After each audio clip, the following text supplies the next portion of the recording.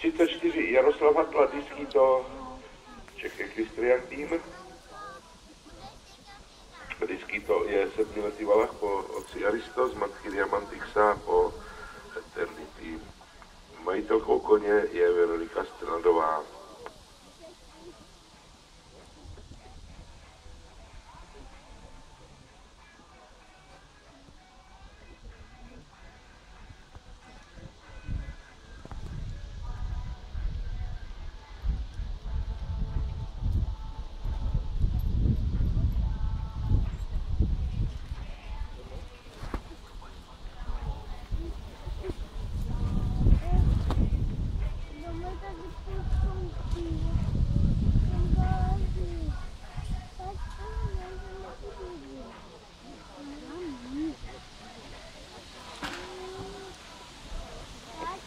No a zatímco sledujeme Jardu Hatlu na parkouru, prosím všichni, kdo jste ještě nezaplatili u pořadatelů, aby se tak učinili. Páro, tě přerazím. Fakt tě přerazím. Je vás docela slušná řádka.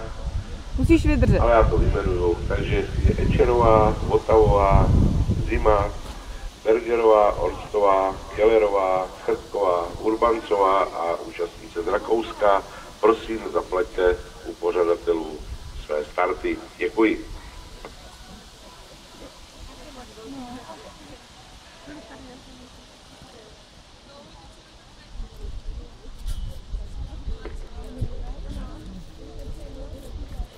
Tak Jarda Hatla dokončil parkour se 4 trestnými